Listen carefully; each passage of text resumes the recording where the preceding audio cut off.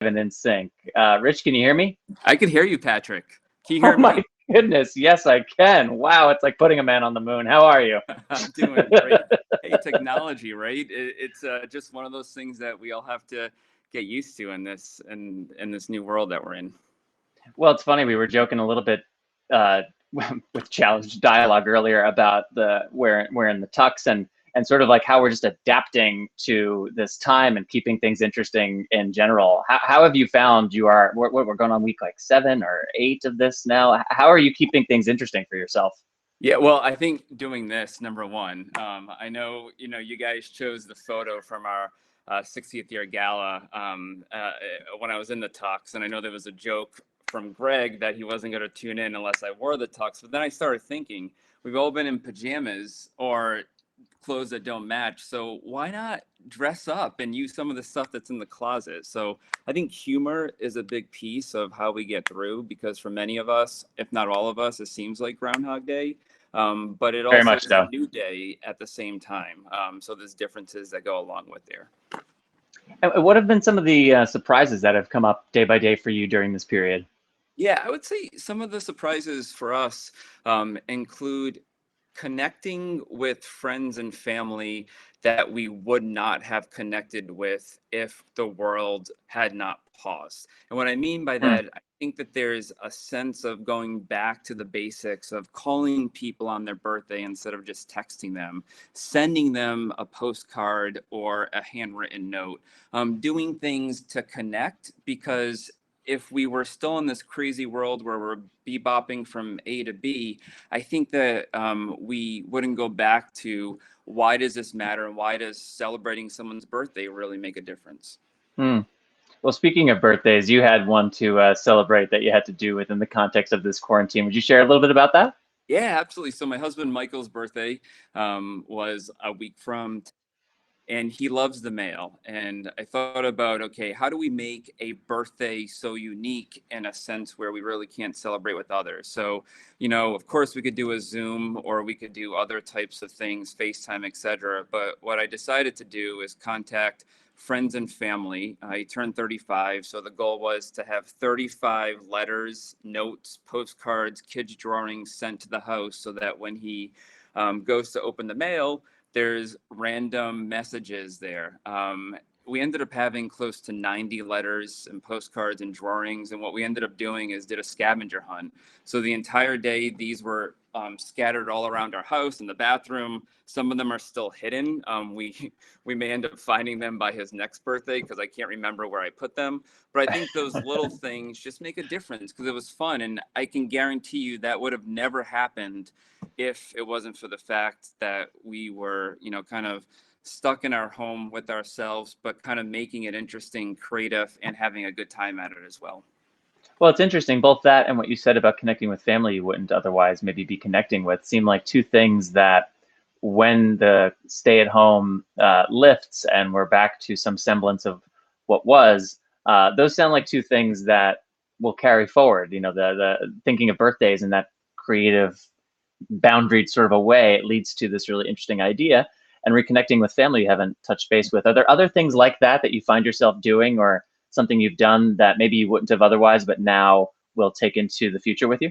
Yeah, it's a great question. I think one of the biggest things that we've been doing is when you're working from home, or for example, I would drive an hour each way to the office. You get into a routine of this is my morning, this is my afternoon, and this is my evening.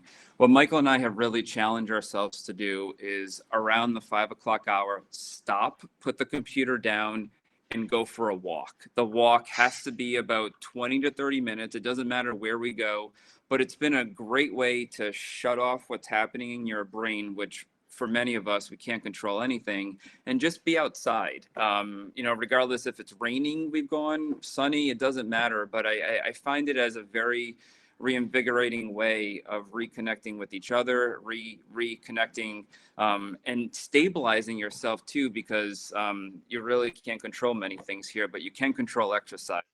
Very important. Mm.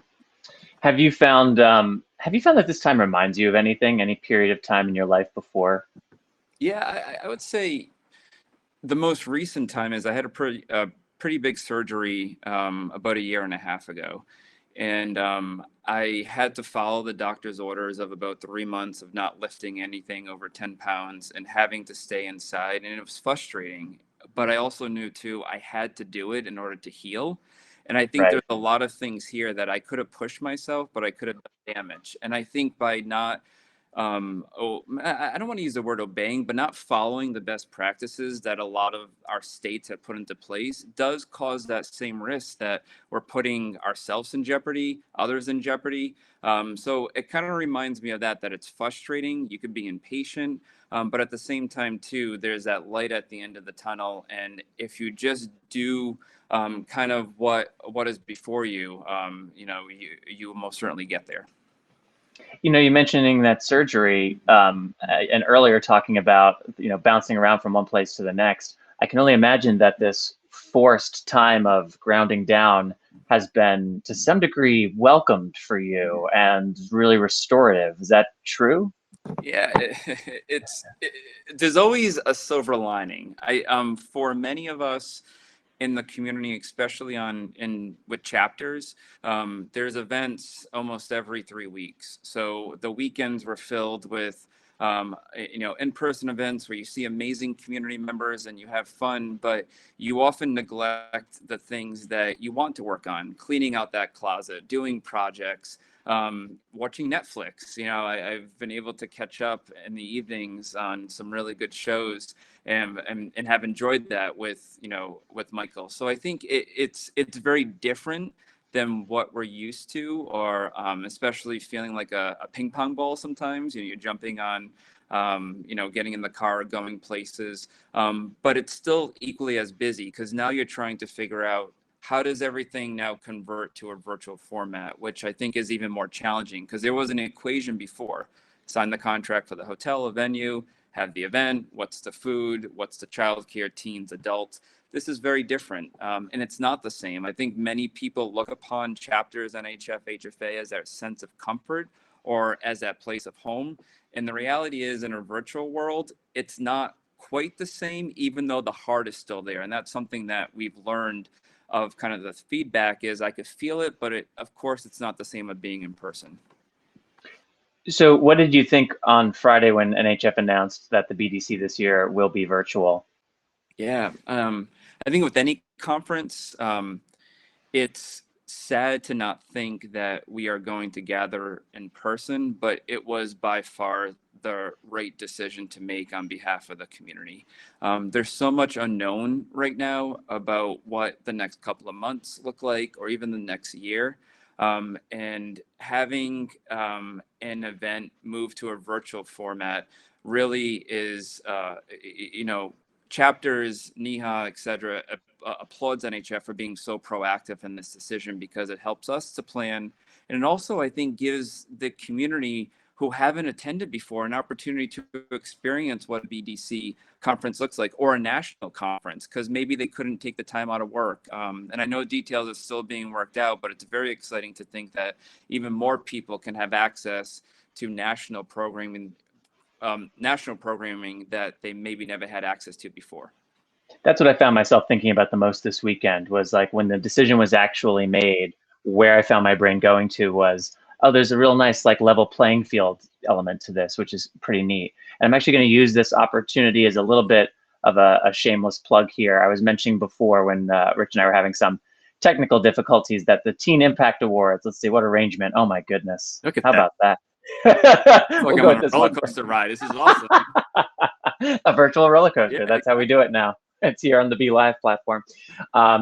We did decide, in conjunction with NHF's announcement about the BDC being virtual, to extend the Teen Impact Awards. You may have seen this image on Friday. It was our last day to apply for the 2020 Teen Impact Awards. But given that now, as Rich was just saying, there's people who are perhaps considering the conference who weren't, and maybe there's people who would like to honor a young person who's doing something particularly notable.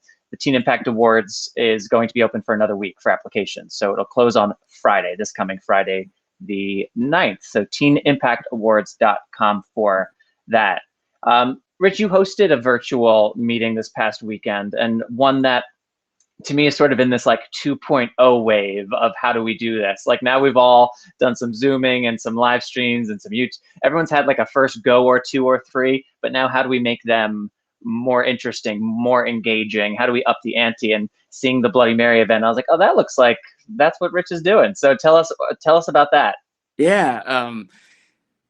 Each year, NIHA hosts a virtual, I'm already saying virtual, a Bloody Mary competition. It started here in Providence, Rhode Island, where the bars compete to get the trophy for the best bloody for taste and the best bloody for garnish. So the public comes, they buy tickets. The past 2 years, it's sold out. And what I love about this event is out of the 350 tickets we sold last year, only 9 were from our community. So those are people that we recognize that had a bleeding disorder. The rest is the general public. So this is a true awareness campaign and a fundraiser, of course. With so many bars, staff being laid off, bars not being able to offer takeout, there was no way that that we could hold it in person. But Sure. really, there was no way that we can ask the bars to even participate because they're already strapped so thin. So we were tasked as an organization as to what to do. We have really 2 options: cancel the event and refund all the money because we had about 150 tickets already sold. Or do we think outside the box and try something virtually? And I would say that there was mixed emotions. Some people said, sure, we can try it, but it may not work. So we really thought big. What do people need right now? They need humor and they need laughter. They don't want another presentation on a Zoom call where they're looking at slides. They want Right. something that they can have a good time with. So what we did is we went really extreme in a really positive way, I think. We had a drag queen MC it for us because who can't make someone laugh than a drag queen? We had live polling. Thank you to the National Hemophilia Foundation for helping us out with this. And then we had a CNN reporter who is a Bloody Mary aficionado donate his time and teach everyone how to make a good Bloody Mary, which he is Wow. the top notch in terms of Bloody Mary fan. Embedded in there, we had 5 different scavenger hunts. So one of the scavenger hunts was who can get the most number of toilet paper rolls and show it and then type winner in the chat. So we had someone, our board president, Nancy, sorry, Nancy, to out you here, had like 76 rolls of toilet paper at her house. And then we gave prizes away. So they were all Bloody Mary themed prizes. We have so many things left over from our silent auction. We gave gift cards away and other things.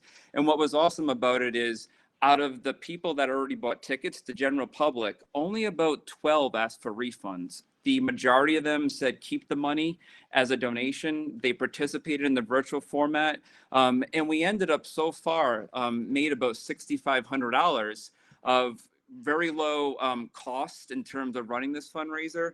So it really shows that I think fundraising in a virtual element is possible and people want to have a good time. So we were totally in uncharted waters, but it was a lot of fun and people said that they had a good time, which is all that matters.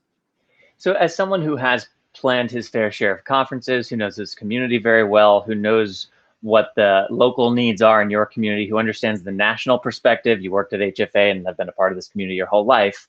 I'm just genuinely curious to know when you think about a virtual national conference, where does your brain go? What do you think about first? Yeah, it's a great question. I think for a virtual national conference, I think to the pillars of education. So that's what these conferences are about. So, what physician, doctor, nurse, healthcare provider can give a good look at where we are as a community? Because the reality is, we can't. Bleeding disorder treatment, hemophilia, VWD doesn't stop because of a pandemic. We're still going to have bleeds. Treatments are still going to come out. The questions still remain, how do I make informed decisions? So I think in a virtual realm, having an opportunity to have connections or listen to a speaker that maybe is out west, that hasn't had a chance to come out east, or is only at national conference, then I think, the support element, how do we connect with the support feature by connecting, I look at the HFA model of blood brothers, blood sisters. I think it would be really cool in a big virtual setting to have people connect. I have no idea how that would work, but I think it's a great opportunity. And I think that there's so many other elements in terms of having access to these things without having to fly to a certain place, be in a hotel. I mean, there is an element that is going to be completely different. You know, hugging someone and being with someone in a room, going to the bar at night and enjoying a drink, or sitting outside after the conference can't be done in a virtual element. But I often think that when you close your eyes and go back to a great experience, you can always go there. What we're saying with our camp is not a place. It lives in your heart. While it sounds corny, I truly believe that any positive experiences in your life, you could always go back to if you can imagine yourself there.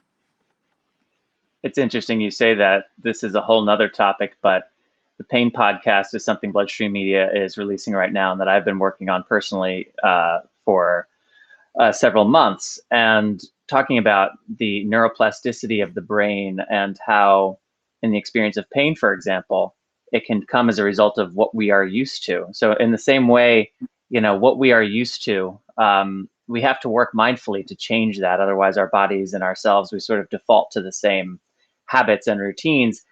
The good news is you can tap into that for the reasons you're describing, which is to kind of reconnect to a time that was really important. I know in my actor training work back in the day, so much of the foundation was about just reconnecting to your own life experiences and memories and what they do to the body. And so much work that I now do in the context of therapy, I'm like, oh, I first was introduced to this in the context of acting school. That's so surprising that they're that different.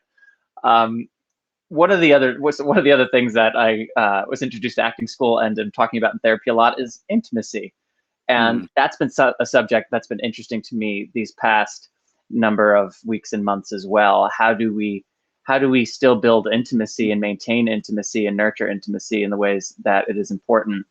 So maybe, maybe both from a community perspective and from a personal perspective, how has intimacy changed in your world in the last 2 months?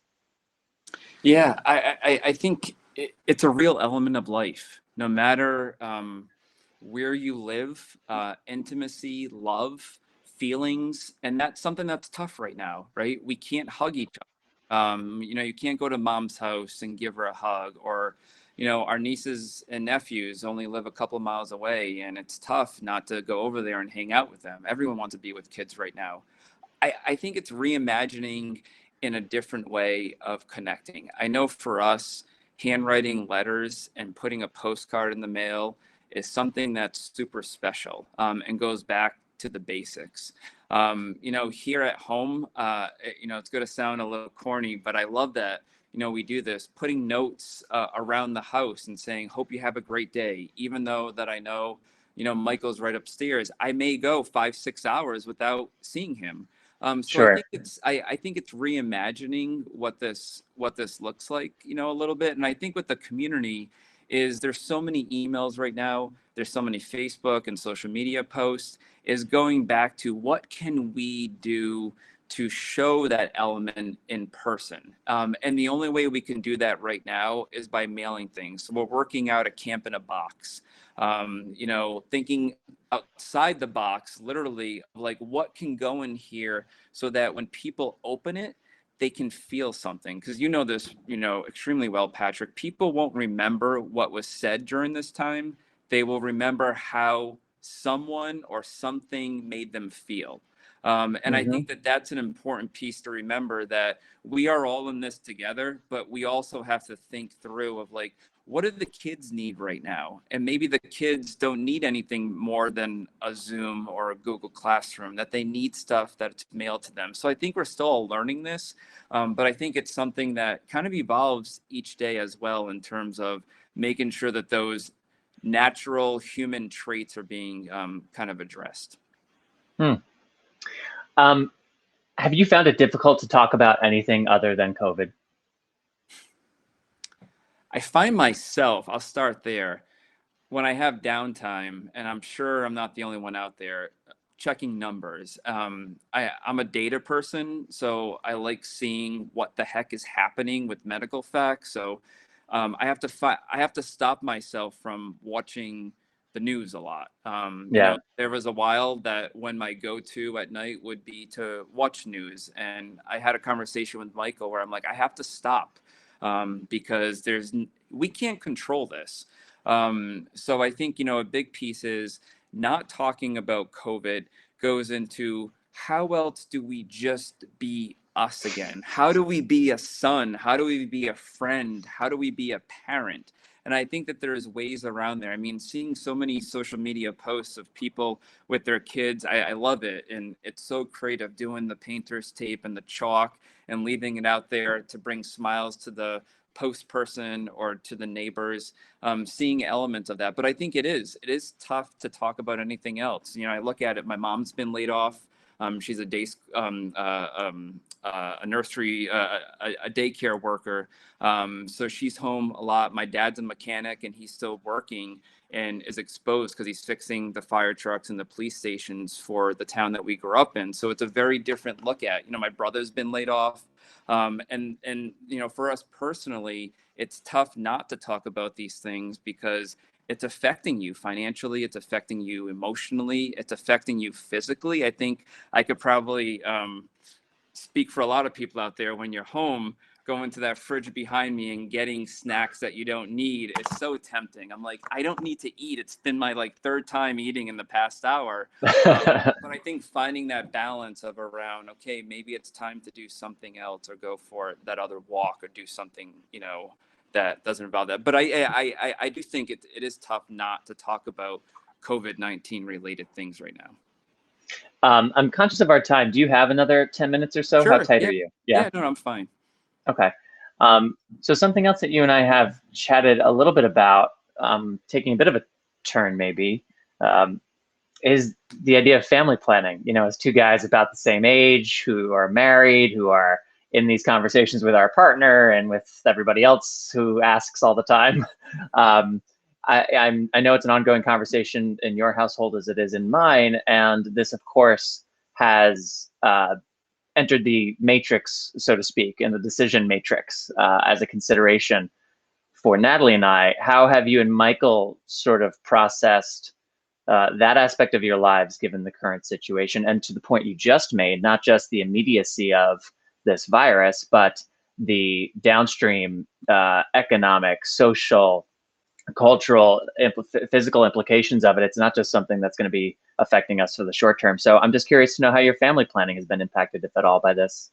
Yeah, thank you for asking that, Patrick. I know I've had conversations with you.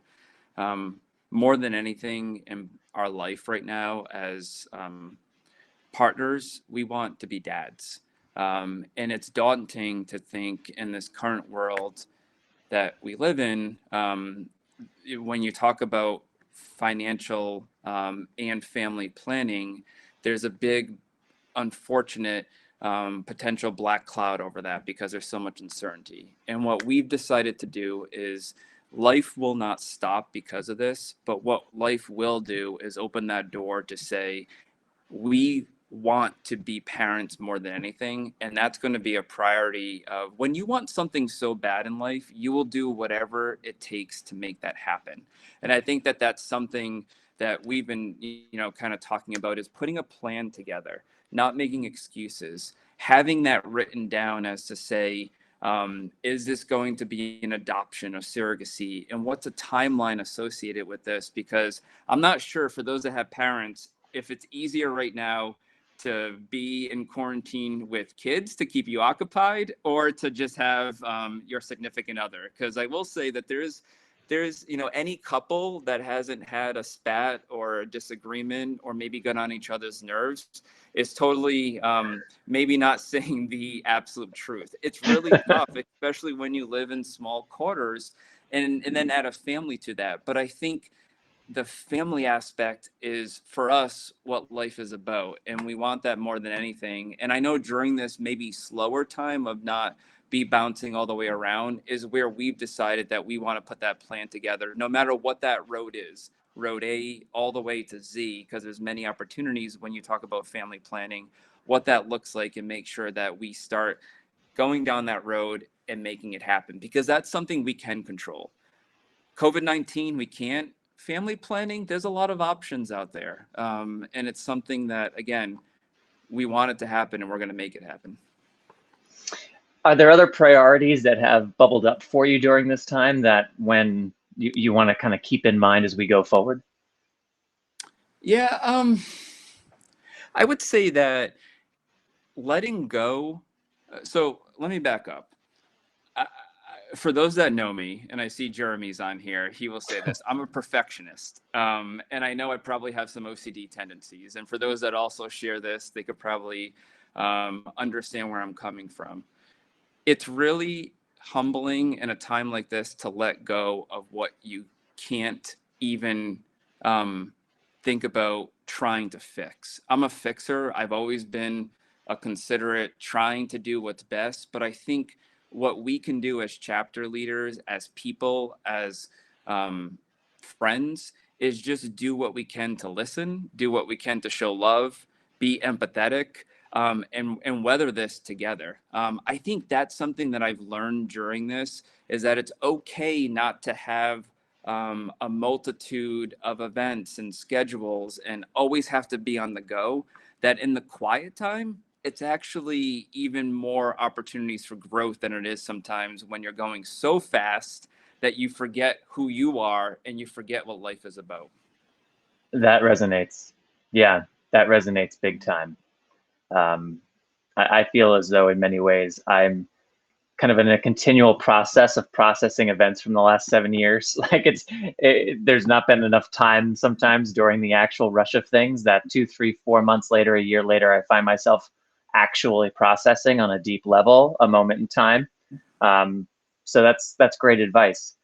Switching gears a little bit, maybe as we start to sort of wrap up here, one thing that I'm interested to hear your perspective on is the relationship between our two national organizations. So last year, with so much change on the horizon, there was a lot of discussion, as we both know, and probably a lot of people tuning into this, about what maybe these leadership changes at the two national organizations might mean at a larger level for how our community functions and how these organizations serve us best. There seems to me that there's been some really great collaboration and efforts to collaborate on initiatives between HFA and NHF in 2020. However, the last couple months have overshadowed that in large part. So I'd be curious to hear from your perspective how you see the two organizations operating in encouraging ways this year, and maybe some things you'd like to see them still address. Yeah, no, it's a great question. Thank you for asking it. I'm going to start on a local level first.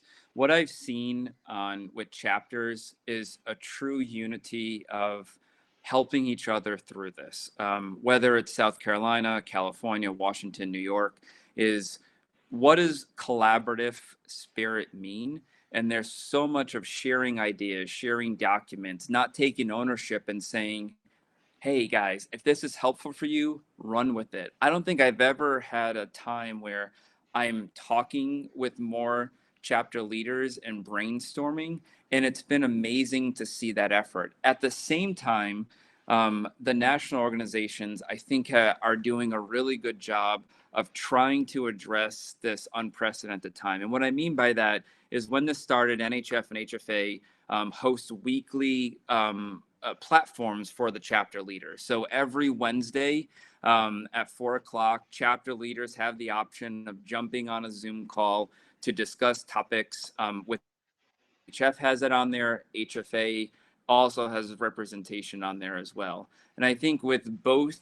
new CEOs at the helm, no one could have imagined this come January or February when they both took over and were announced. But at the end of the day, I think in times of adversity is where true leadership truly shines.